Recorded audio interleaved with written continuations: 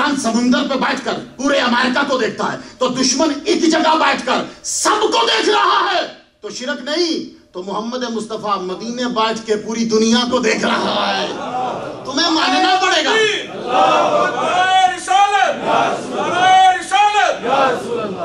نہیں تو فیصلہ کرو کہ تمہارا دشمن پاورفل اور ہادی کمزور۔ میں صاف سی بات کرتا ہوں، زیادہ آیتیں زیادہ حدیثیں بولڈن ہے، ایسے فیصلہ کرو، بولو۔ ایک صاحب میرے سامنے بولنے لگے، میں اس مسئلوں میں پڑھتا نہیں نور اور بشر کیا ہے، یہ اصغر چشتی صاحب شعر پڑھتے ہیں بہت ٹاپ کا، اس مسئلے میں ہم نہیں پڑھتے کہ نور کیا بشر ہے۔ ایک صاحب مجھ سے کہنے لگے حضور نور ہیں کہ بشر؟ میں نے کہا یہ سوال کرنا انتہائی حماقت ہے۔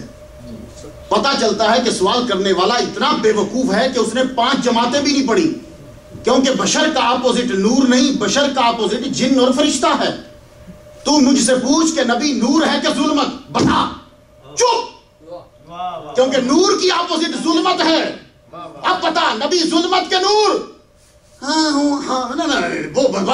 بتا۔ اب وہی نکلے گا جو اعلیٰ حضرت کہہ چکے، اب وہی نکلے گا جو ہمارے پیر کہہ چکے، اب کوئی بول کے دکھائے تو صحیح۔ تو ایسے مسئلے کو حل کرتے ہیں، لمبا جانے کی ضرورت ہی نہیں ہے۔ سنیے، محمد صلی اللہ علیہ وآلہ وسلم ہادی، شیطان اگر دیکھ رہا ہے تو اب ہادی وہ آئے کہ جس کی پاور اس سے زیادہ ہو۔ شیطان تمہاری رگوں میں دوڑتا ہے، اب اگر ہادی وہ آئے جس کی پاور اس سے زیادہ ہو۔ شیطان ابھی تک زندہ ہے، اب ہادی وہ آئے جو ابھی تک زندہ ہے۔ اب فیصلے کرتے رہنا، مجھے تقریر آ کے لے کے جانا بس۔ سنیے، محمد مصطفیٰ صلی اللہ علیہ وآلہ وسلم ہادی، آپ ہاد ہیں ہر قوم کے لیے۔ انی رسول اللہ علیکم جمیعا، میں تم سب کی طرف رسول بن کر آیا۔ یہ جو جمیعہ ہے، اس میں جمیعہ میں ہیومن بینگز آ رہے ہیں، لیکن ایک جگہ میں پڑھتا ہوں انی ارسلت الی الخلق کافہ، یہ خلق کا لفظ ہر چیز پر آئے گا، سورج، چاند، زمین، آسمان، فرشتے، جن، جس پہ خلق کا لفظ آئے گا اس کے لیے محمد مصطفیٰ نبی۔ تو جب میرا نبی ہر ایک کے لیے ہے تو پھر قرآن کا اصول سنیے، وما ارسلنا من رسول الا بلسان قومہ، رسول جس کی طرف رسول بن کر آئے اس کی زبان بولتا ہے۔ تو اب ہمارا نبی چونکہ ساری مخلوقات کی طرف رسول بن کر آیا، اس لیے اونٹ آئے تو اس کی بھی سمجھ رہا ہے، بکری آئے تو اس کی بھی سمجھ رہا ہے، چڑیا بولے اس کی بھی سمجھ رہا ہے، سانپ آئے تو اس کی بھی سمجھ رہا ہے، فرشتے آئے تو ان کی بھی سمجھ رہا ہے، جن آئے تو ان کی بھی سمجھ رہا ہے، اس لیے کہ یہ خلق کافہ کی طرف ہے۔ یہ مسئلے لڑنے والے تھے ہی نہیں، مولوی بیٹھتے اسی وقت حل کر لیتے۔ لیکن سنیے، محمد مصطفیٰ ہاد ہیں۔ اب میں یہاں ایک جملہ کہنا چاہتا ہوں، میرا نبی ایسا ہاد ہے کہ اس کے 5 گیٹس جو ہیں وہ اور عقل آپس میں اپوزٹ نہیں ہوتے۔ علامہ شہباز صاحب بیٹھے ہیں، تھوڑی سی گفتگو کو، ورنہ میں دوسری طرف ہی چلا جاتا ہوں، ان سے گفتگو کرتے ہوئے لطف آتا ہے۔ بہت پڑھے لکھے ہیں، کچھ موتی ہوتے ہیں، لوگوں کو خبر نہیں ہوتی۔ قدر کیا کریں ان سب کی، یہ ہمارے لیے سرمایہ ہے، خدا ان کا سایہ ہمارے سروں پہ دراز رکھے۔ آپ کو اس طرح پتہ نہیں چلے گا، بغداد میں ایک دفعہ بارش نہیں ہو رہی تھی، سارے مولویوں نے ٹیل لگا لیا، بارش کوئی نہیں ہوئی۔ اللہ کی مرضی ہے جب کسی کی مانے، سارے بڑے بڑے مفکر محدث سارے بغداد میں رو پیٹ بیٹھے، بارش نہیں ہوئی۔ ایک بندہ آیا، آتے ہی یوں بیچ بازار میں کھڑا ہو گیا، اے اللہ میری آنکھ میں جو سیکرٹ ہے، راز ہے، اس راز کے صدقے سے بارش کر دے۔ اتنا کہا کہ ہٹا نہیں تو بارش بغداد بھر گیا۔ ایک بندہ اس کے پیچھے چل پڑا، یہ کیا سٹائل ہے دعا کا کہ میری آنکھ میں جو راز ہے اس کے صدقے سے بارش اتار دے۔ پیچھے پیچھے پیچھے پیچھے پتا چلا کہیں جنگل کے پڑوس میں جا کے رہنا، کھڑا ہو کے کہنے لگا جس ذات نے تجھے یہ مقام دیا اسی ذات کا واسطہ بتا وہ دعا کیا ہے، وہ تیری آنکھ کا سیکرٹ کیا ہے۔ کہنے لگا سن، پھر قسم بڑی دی تو نے بڑی، وہ سیکرٹ یہ ہے کہ ایک مرتبہ زندگی میں میں نے بایزید بسطامی کو دیکھا تھا۔ ایک مرتبہ میں نے بایزید بسطامی کو میری ان آنکھوں نے دیکھا تھا، تو آج میں نے کہا یا اللہ اتنے بڑے تیرے محبوب کو اور جو اس امت کا بزرگ ہے اسے میں نے دیکھا، اس سیکرٹ کا صدقہ بارش اتار۔ ان لوگوں نے بڑے بڑے بندوں کو دیکھا ہوا، اکیلا نور جلال ہی ماننے کے، باقی تو لینڈ دوبارہ بعد میں لگے گی۔ پیر کرم شاہ صاحب بڑی بڑی ہستی ہیں، صاحب نبی صاحب نے کتنوں کی، اس لیے قدر کرو ان لوگوں کی۔ قدر کرو. یہاں جو بیٹھے ہیں ڈاکٹر صاحب جو بیٹھے جتنے لوگ ہیں انہوں نے بڑے بڑے بزرگوں کو دیکھا ہے اور آپ سمجھتے ہو کہ کسی کو دیکھنا معمولی بات ہے. سنو محمد صلی اللہ علیہ وسلم کے جو 5 گیٹس ہیں یہ عقل کے اپوزٹ نہیں ہوتے. میری آنکھ میری عقل کے اپوزٹ ہوگی, میری زبان عقل کے اپوزٹ ہوگی, میرا ہاتھ میری عقل کے اپوزٹ ہوگا, لیکن نبی کی جو 5 گیٹس ہیں وہ عقل کے اپوزٹ نہیں ہوتے. بسم اللہ الرحمن الرحیم. ما کذب الفؤاد ما رأى, جو نبی کی آنکھ نے دیکھا دل نے تکذیب نہیں کی. میں نے جب دیکھا تھا ستارے کو تو دل نے کہا چھوٹا نہیں بڑا ہے, تو آنکھ نے کچھ دیکھا, فؤاد نے, قلب میں اور فؤاد میں فرق ہوتا ہے, فؤاد نے کچھ کہا تو پتہ یہ چلا کہ میرے 5 گیٹس غلطی کرتے ہیں اور عقل اپوزٹ ہو سکتے ہیں, لیکن نبی کے اعضاء جو ہیں وہ ہم جیسے نہیں. تو جب نبی کے اعضاء ہم جیسے نہیں تو پورے جسم میں برابری کیسے؟ ایک سوال کرتا ہوں, علماء بیٹھے ہیں ان سے دعا لینے کے لیے, یہ حدیث اور یہ جملہ بولنے لگا ہوں. میں پوچھتا ہوں آپ لوگوں سے, علماء سے نہیں, آپ سے پوچھتا ہوں, حضور کے جسم پہ مکھی کیوں نہیں بیٹھتی تھی جس کو ہاؤس فلائی کہتے ہیں؟ سارے بولے جی وہ گندی ہوتی ہے. یہ کوئی کامل جواب نہیں ہے, یہ کامل جواب نہیں ہے, کیونکہ ساری مکھیاں گندی ہوتی ہیں. کوئی مجھے گارنٹی دے, مکھی جب گندی پہ بیٹھے گی تو گندی ہوگی, اور مکھی کی ٹوٹل لائف 40 راتیں ہوتی ہے. جاؤ جا کے انٹرنیٹ پہ ابھی دیکھ لو, انٹرنیٹ ایک دن کم بتائے گا, میرے نبی نے ٹوٹل 40 راتیں بتائی ہیں. فرمایا ہاؤس فلائی کی ٹوٹل لائف 40 راتیں ہیں. اگر ایک مکھی اور کچھ مکھیاں ایسے علاقے میں ہوں کہ جہاں فلیش اوپن نہیں ہے, جیسے تمہارا امریکہ ہے, یہاں وہ گندگی اور روڑی اوپن نہیں ہے, اب بتاؤ وہ تو مکھی صاف ہے, اسے تو بیٹھنے دو. تو جواب صحیح ہے, کامل نہیں ہے. آج آیا ہوں, ڈاکٹر صاحب نے بلایا ہے تو جواب سن لو, دعا دینا. مسند ابو یعلا حضرت انس رضی اللہ تعالیٰ عنہ روایت کرتے ہیں, حضور نے فرمایا مکھی کی عمر 40 راتیں ہیں اور سب کی سب مکھیاں دوزخ میں جائیں گی سوائے شہد کی مکھی کے. حدیث سن لی. اب میری رسولی حدیث تو کتابوں میں بھی لکھی ہے.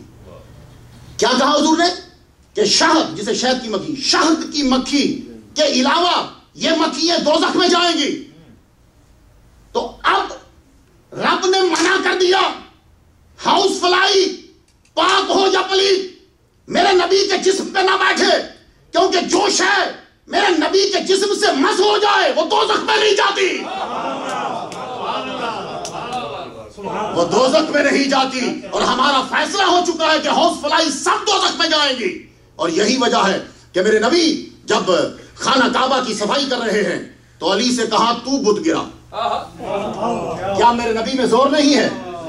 جو پہلوان کو پکڑ کے گرا رہا ہے وہ بت نہیں گرا سکتا, وہ بت گرائے گا لگا, لیکن گرتے گرتے چیز ٹچ ہو جاتی ہے, گرتے گرتے چیز مس ہو جاتا ہے. تو کہا علی تو لگا. کیوں؟ بتوں کے بارے میں فیصلہ ہو چکا, وقودها الناس والحجارہ, یہ حجارہ کا معنی بت ہے, یہ سب حجارہ دوزخ میں جائیں گے. میں ان کو ہاتھ نہیں لگاتا کیونکہ یہ فیصلہ ہے. اب حدیث سن لیجئے, جلال ملت جلال الدین شاہ صاحب نے اس حدیث کو لکھا ہے اپنے ملفوظات میں. کہتے ہیں کہ امیر معاویہ بیٹھے ہوئے تھے حضور کے پیچھے اونٹ پہ. ان کا حضرت امیر معاویہ کا پیٹ بڑا تھا, انہوں نے سانس کھینچ لیا تاکہ یہ ٹچ نہ کرے.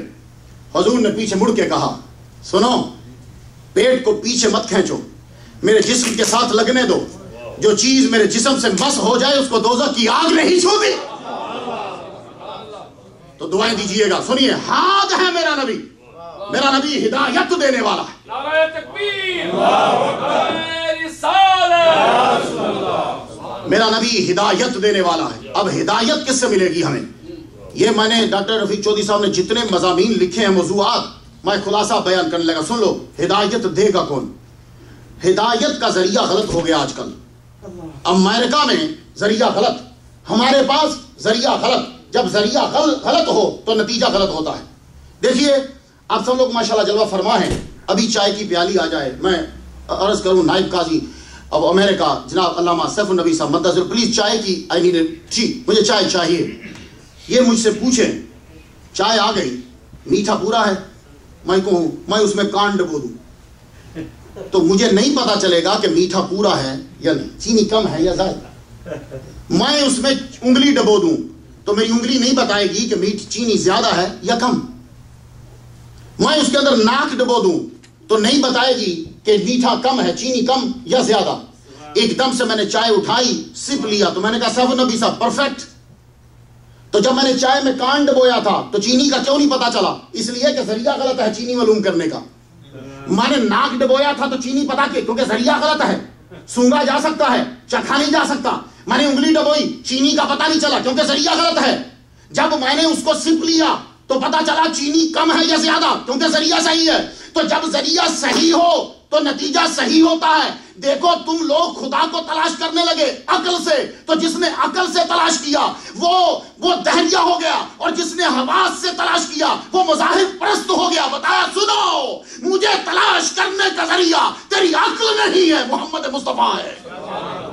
اور جب محمد مصطفیٰ کے ذریعے سے تلاش کیا پرفیکٹ پہنچے. اب ذرا سن لینا ہماری بات، اور بات میری تمہیدی آخری لمحات میں پہنچ گئی.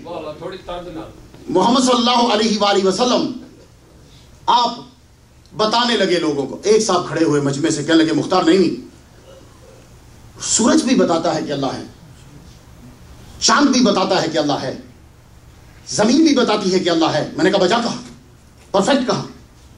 لیکن ایک بات سن، سورج بتاتا ہے اللہ ہے، لوگ سورج کو پوچھتے رہے، سورج چپ رہا. چاند بتاتا ہے اللہ ہے، لوگ چاند کو پوچھتے رہے، چاند چپ رہا. پتھر بتاتا ہے، پتھروں کو پوچھتے رہے، پتھر چپ رہا. درختوں کو پوچھتے رہے، پیپل کے درخت کو پوجا جاتا ہے، برگد کو پوجا جاتا ہے، درخت چپ، پوجا جاتا رہا، چپ رہا. ذرا میری بات بہت دھیان سے سنیے. سورج بتاتا ہے مگر لوگ پوچھتے رہے، وہ چپ رہا. چاند بتاتا ہے، لوگ پوچھتے رہے، وہ چپ رہا.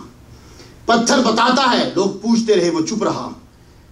اب ایک ایسا ہادی آیا، ایسی پاور والا تھا کہ جب وہ ہدایت کرنے لگا تو اس کے پاس آ کر وہ بھی بولنے لگ گئے جو کبھی بولتے ہی نہیں تھے.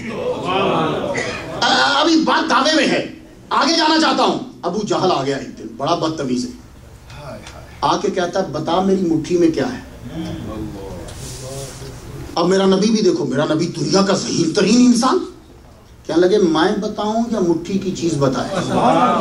یہ جملہ نبی نے کیوں کہا؟ تقاضا تو یہ تھا کہ میری مٹھی میں کیا ہے، لیکن نبی کہہ رہا میں بتاؤں یا وہ. کیوں؟ اس لیے اگر نبی میں بتا دیتا، ابو جہل انتہائی خبیث تھا، حضور کہہ دیتے کہ فلاں شے ہے تو کہتا او اچھا جب میں اٹھا رہا تھا تو تو دیکھ رہا تھا، جب میں اٹھا رہا تھا تو تو دیکھ رہا تھا. کہا میں بتاؤں یا مٹھی کی چیز بتائے؟ کہا اگر مٹھی کی چیز بتا دے تو میں تجھے زیادہ نبی مانوں گا. کہا اچھا. میرے نبی نے یوں نظر کی، اس کی مٹھی میں کنکر تھے، کنکر بولتے نہیں ہیں، اس کی مٹھی میں کنکر تھے. میرے نبی نے نظر کی، نظر جو ہے وہ کراس کر کے اس کے ہاتھ سے نکل گئی، نکل کے جا کے کنکر پہ پڑی، کنکر بول اٹھے. ہم گواہی دیتے ہیں کہ محمد اللہ کا رسول ہے. پتھر بولتے نہیں. یہ ایسا ہادی ہے کہ نظر ڈالی تو وہ بھی بولنے لگے جو بولتے نہیں ہیں. تو یہ فرق ہے اس ہادی میں. لیکن یہاں ایک نقطہ عرض کر جاؤں، علامہ شبہ صاحب، سیف النبی صاحب، آپ سب لوگ ہیں، ان کی دعا کے لیے. کنکر تھے ابو جہل کے ہاتھ میں. جاؤ جا کے ہسٹری پڑھ لو. جب انہوں نے کہا اشہد ان لا الہ الا اللہ، وہ لا الہ الا اللہ محمد رسول اللہ، یہ بدعت ہے، یہ کلمہ یہ یاد رکھنا. جب بھی تمہیں کوئی بدعت کہنا، اس کو کہو لا الہ الا اللہ محمد رسول اللہ، بذات خود بدعت ہے. یہ حضور کے دور میں کوئی نہیں پڑھتا تھا. ہاں اسی وقت پھنسے گا وہ. اشہد ان لا الہ الا اللہ واشہد انک رسول اللہ یہ پڑھتے تھے. تو کنکروں نے کیا پڑھا؟ اشہد ان لا الہ الا اللہ، نشہد ان لا الہ الا اللہ ونشہد انک رسول اللہ. ابو جہل نے یوں پھینک دی. جائے جا کے پڑھ لیجئے. جب انہوں نے پڑھا اس نے یوں پھینک دی. یہاں نقطہ عرض کر جاؤں، مشرک کی قید میں تھی، محمد کا کلمہ پڑھا تو آزادی میں. نیو جرسی میں ڈاکٹر چودھری کی دعوت پہ آنے والوں، محمد